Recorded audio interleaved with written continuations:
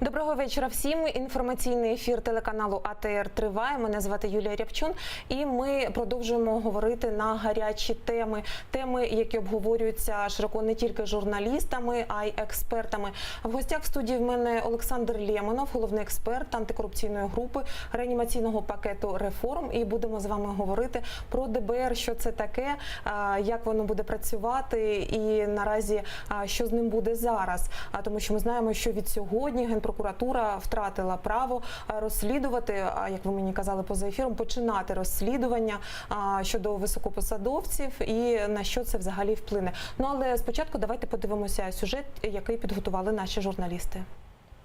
Державне бюро розслідувань мало почати працювати якраз 20 листопада цього року і розпочати досудове слідство справ, які нині розслідує прокуратура.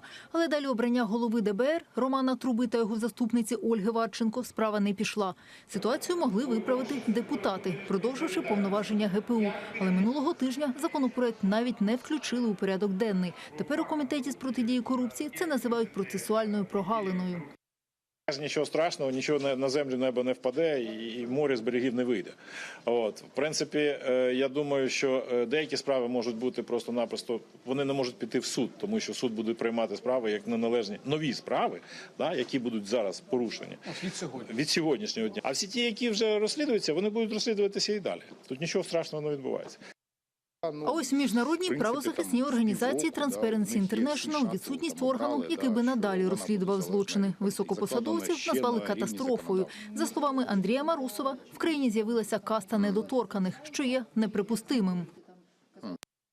Для скажімо, тих, хто може скоїти важкі злочини, але вони займають ті чи інші високі посади, то вони будуть відчувати себе просто-напросто безкарними. Вони можуть робити все, що завгодно. Оскільки через цей правовий вакуум, а насправді просто через бардак в державному управлінні, в нас немає органу, який має розслідувати, який має повноваження для розслідування цієї категорії злочинів.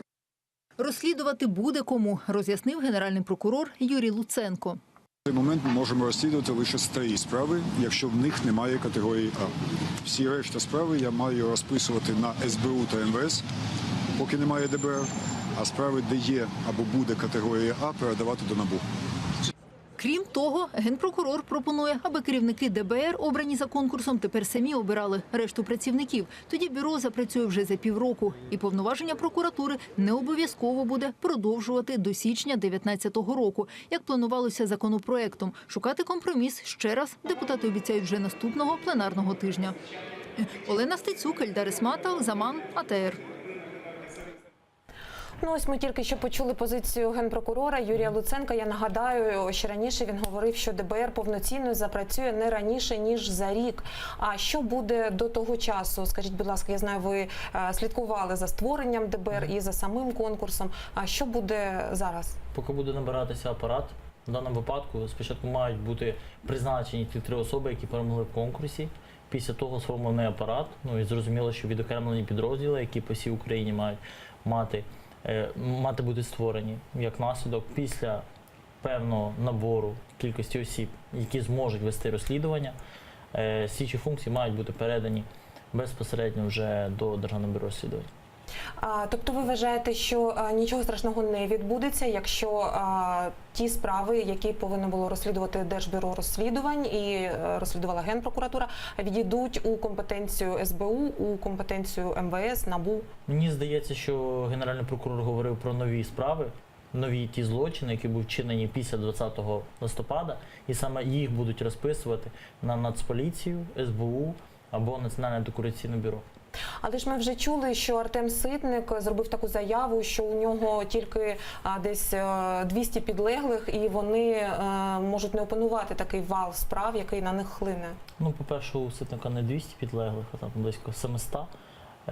Перший пункт. Другий пункт. Стосовно того, у НАБУ є своя підслідність. Не можна до НАБУ перекидувати злочин, наприклад, стосовно катування. Тому що НАБУ займається злочинами стосовно корупції, корупційних правопорушень і обмежена кількість, обмежена суб'єктність. Туди підпадають всі, не співробітники, а всі держслужбовці категорії А. Тому говорити про те, що до НАБУ можна перезаписати якісь інші злочини, ну це абсурд. Це трошки не те. Я думаю, генеральний прокурор просто не до кінця виразився для того, щоб журналісти зрозуміли, що він мав на увазі. Добре, а скажіть, будь ласка, які ризики ось несе в собі ось такий довгий термін створення ГБР, рік десь коло року? На що це вплине? Чи може це вплинути там, я не знаю, може на якусь неадекватне розслідування, чи може, ну які ризики взагалі це за собою? Чи протягом цього року?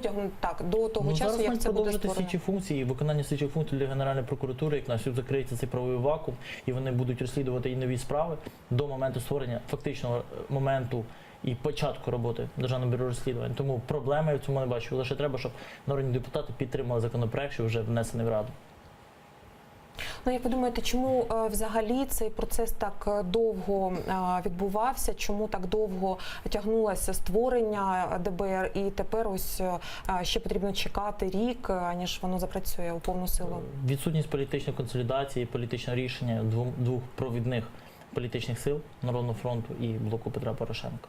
Тому що безпосередньо в конкурсі комісії, що складається з 9 осіб, хоч вони й делеговані урядом, парламентом, президентом, фактично вони були поділені 5/4 в сторону БПП. І тому вони не могли між собою виокремити і з'ясувати, хто ж все ж таки може очолити серед тих там 64 кандидатів, які були на початку. І наприкінці вже залишилось 19 кандидатів. Відсутній був політичний консенсус, тому що, вибачте за таке сленгове слово, це був договірняк. Те, що вони зробили наприкінці, як вони проголосували. Вочевидь, пан Труба, я не знаю, як він себе проявить безпосередньо після призначення, але про цю особу ми мало що знали, він був не публічний, він не має політичної ваги очолювати, поки не має політичної ваги очолювати такий серйозний правоохоронний орган. Як наслідок, те, що він отримав 9 голосів з 9, і його заступниця, майбутня, якщо вона буде призначена, також 9 з 9. Після 1,5 року затягування свідчить лише про одне, що дві провідні політичні сили зуміли між собою домовитися. На жаль, це був непрозорий конкурс в тому сенсі, що якщо ми говоримо з точки зору незалежності, а політичності.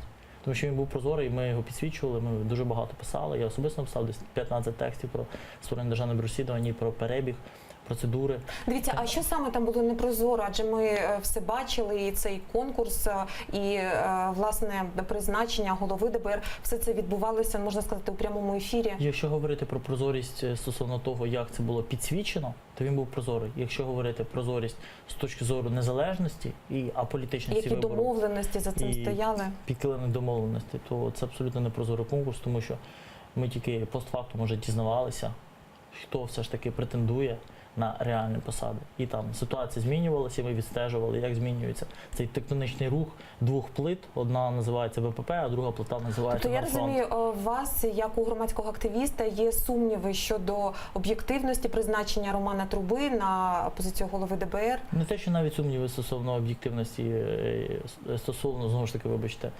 призначення Романа Труби. У мене є чітке бачення, що це був політичний вибір керівництва правоохоронного органу, чого на справжніх європейських демократів, західних демократів бути не може. Тобто, на вашу думку, ця людина, яка наразі займає пост голови ДБР, вона він ще не призначений. Займе, так, він не призначений. Вона є керованою, чи які там ризики ви бачаєте? Безумовно, ми можемо говорити про наші здогадки, про те, що нам здається. Безпосередньо 1,5 року відстежуючи конкурс, можу цілком впевнено сказати, що політичний вибір, вочевидь, покладе певні зобов'язання на новообране, але ще не призначене керівництво Державного бюро розслідувань. І чи зможуть вони вийти з-під політичного впливу? Це величезний челендж, який знову ж таки ляже на їхні плечі. Ну і взагалі ДБР – це ж колосальний правоохоронний орган, тобто там набирається 1500 Це гранична штат. чисельність. На сьогодні гранична чисельність 1500. Але на думку, консолідовану думку більшості експертів, з ким ми спілкуємось, то штат ДБР має бути збільшений мінімум вдвічі, а можливо навіть і втричі. Тому що та кількість справ, яка відійде від Генеральної прокуратури, це, мені здається, 15 000 справ, якщо я не помиляюся в цифрі. Я хочу проанонсувати номер нашого телефону. Ви бачите на екрані. За ним можна ставити запитання 073 419 41 58. Ви можете дзвонити до нас в студію і ставити запитання мені і, власне, нашому експерту. А зараз з нами на зв'язку по телефону Денис Монастирський. Він експерт Українського інституту майбутнього. Денис, доброго вечора. Доброго вечора вам. Денис, ну як ви чули, ми обговорюємо ризики, які несе і призначення Романа Труби головою ДБР, і власне затягування чи такий довгий період, коли вже ДБР запрацює на повну силу. Чи згодні ви з нашим гостем? Може, у вас є власна думка з цього приводу? Ну, справа в тому, що я, на жаль, не чув попереднього висловлювання Олександра. Ну, в принципі, я знайомий з його позицією, висловлено в ряді публікацій. Можу сказати, що однозначно негативно є те, що була дуже тривала затримка, невиправдано тривала затримка з призначенням керівництва ДБР, що, власне, сьогодні вилилось цілий ряд проблем з підслідністю справ ДБР, і що, звичайно, ще, я думаю, що десь місяця через 3-5 призведе до ще більшого колапсу серед розслідування цих надзвичайно важливих категорій справ. А розкажіть, будь ласка, більш детально, до якого саме колапсу це може призвести? Тобто, чого нам очікувати? Справа в тому, що від сьогодні вводиться в дію норма Кримінально-процесуального кодексу про підслідність Державного бюро розслідувань. Так. І оскільки воно ще не створено, а слідчі органи прокуратури вже втратили їх, то, власне, від сьогодні слідчі прокуратури переводяться на посади процесуальних керівників. По факту проводять розслідування, які підпадають під вчорашню ще підслідність прокуратури, але де юре будуть проводитись органами Національної поліції, слідством СБУ і НАБУ, детективами НАБУ. І, відповідно, звичайно, це буде додаткове навантаження для цих органів раз. Плюс, я думаю, що це призведе до конфліктів між слідчими, які будуть де юре, так би мовити, займатися справами, і процесуальними керівництвами, які будуть де-факто розслідувати ці справи. А як це вплине на ход розслідування самих справ? Тобто вони будуть затягуватися чи не об'єктивно розслідуватися? Ну, зважаючи на те, що у нас припадає в середньому за статистикою на кожного слідчого, до прикладу, з Нацполіції, по-моєму, до 200 кримінальних проваджень на одного слідчого, а в Києві, Київській області ця кількість досягає 500, то, звичайно, ці додаткові справи не додадуть ентузіазму і швидкості в розслідуваннях подібних злочинів.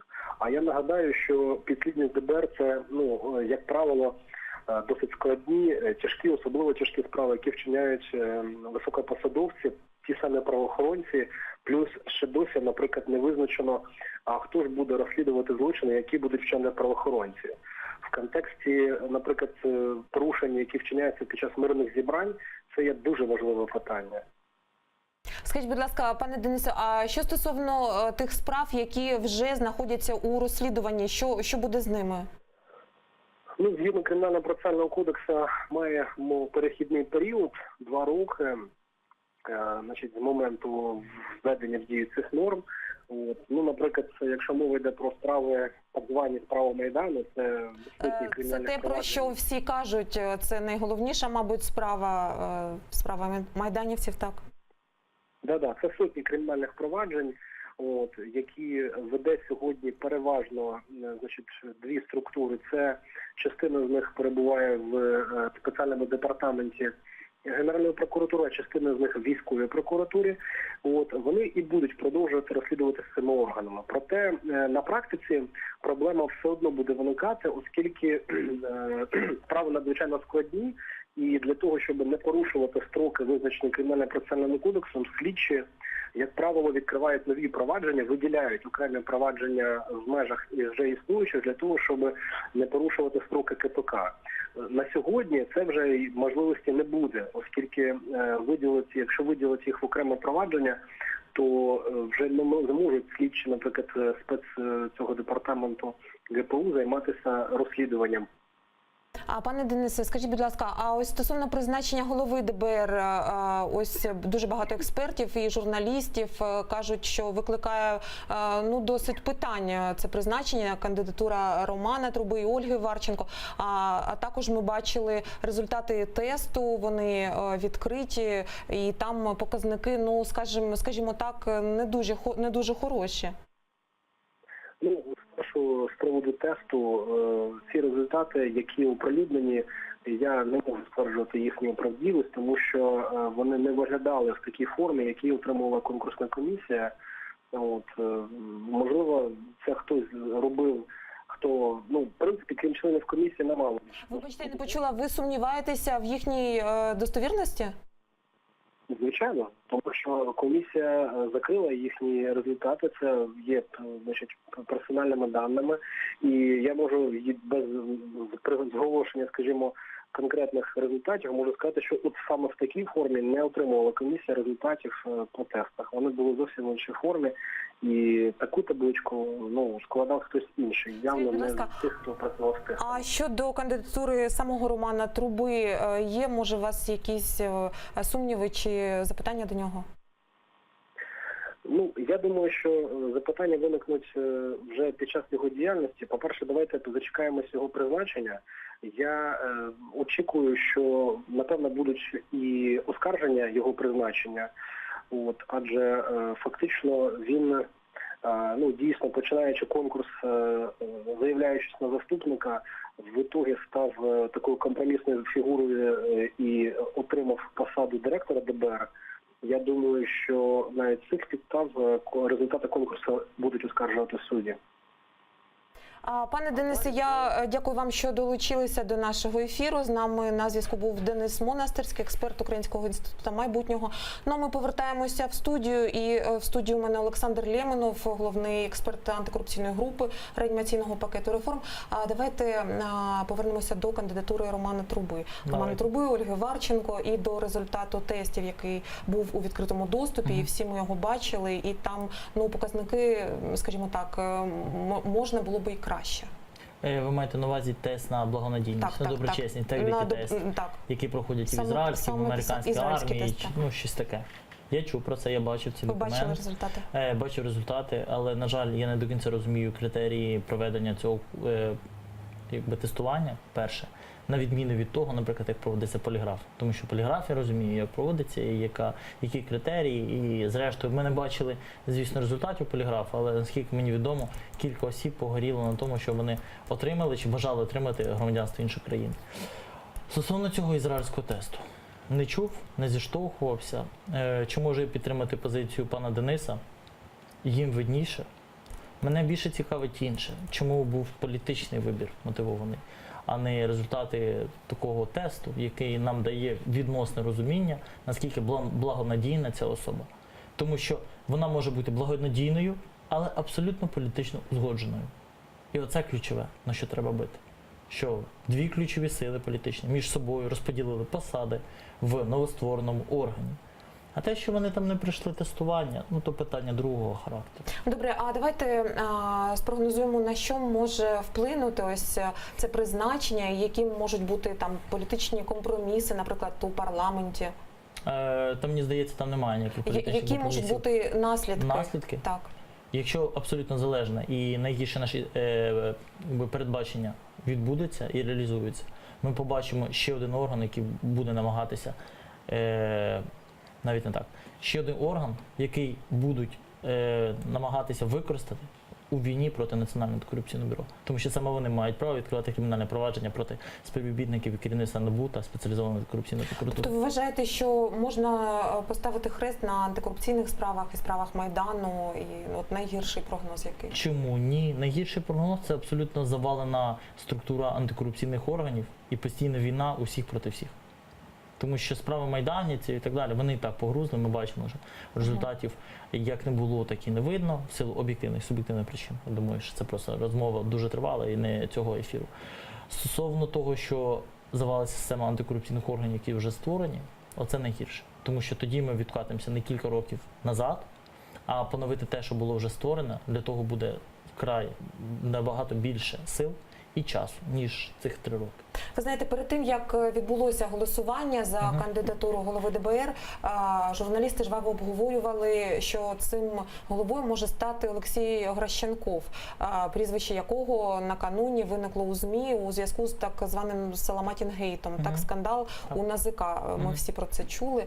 Як ви вважаєте, чи справді ця кандидатура обговорювалася і взагалі яка його роль у цьому процесі? Я просто проводив серію інтерв'ю з усіма ключовими претендентами І з на посаду. Гращенковим теж І з спілкувалися? Гращенковим я теж Так. намагався спілкуватися, він єдиний, хто відмовився. Ми там 3 чи 5 разів десь намагалися його домогтися до інтерв'ю. Ні. Відмова постійно була. Ми спілкувалися з Македоном, ми спілкувалися з Варченком. Тобто він був один-єдиний, який Один-єдиний, хто відмовився? відмовився. Угу. І був реальним претендентом. За 2 дні до фінального голосування був реальним претендентом на перемогу, і про це говорили всі. І навіть після Саламатінгейта я опублікував моє передбачення, хто очолить. Я з тої ста, я І що дійсно ви надав передбачали? Трубу, Варченко і третій не зрозуміли, тому що вони не могли прийти до консенсусу, 2 політичні сили. Угу. Окремі ЗМІ, я просто закінчу, окремі ЗМІ писали, що третім стане Гращенков. Я написав, що він взагалі прилетить як фанера над Парижем. Тобто тому що вважаєте, мало реально. що в результаті цих домовленостей його взагалі виключили з процесу? Там навіть не було домовленості, всі розуміли, що після такого скандалу його не можна призначати в новостворений орган, тим більше, окрім нього, там ще є інші люди, до яких теж виникають додаткові запитання. Як наслідок, це був би величезний скандал, тому його просто посунули. І причому, якщо згадати проведення самого фінального голосування, то на початку засідання конкурсної комісії він же подав своє прохання, заяву про те, що він претендує не тільки на директора, а й на 2 заступників посади. Бо першочергово він претендував тільки на директора. А потім подав заяву перед останнім голосуванням, що він вже претендує і на заступників. І заступника також. І його навіть не обрали на заступників. Це теж викликало багато запитань. Скажіть, будь ласка, а ось цей скандал з НАЗК і виступ Ганни Соломатіної, і ті документи, які вона оприлюднила, взагалі чому саме таке трапилося? Чому саме вона так зробила? Ну, мені здається, вже просто Це увірвався такий терпець. протест проти корупції? Увірвався терпець у співробітниці колишній.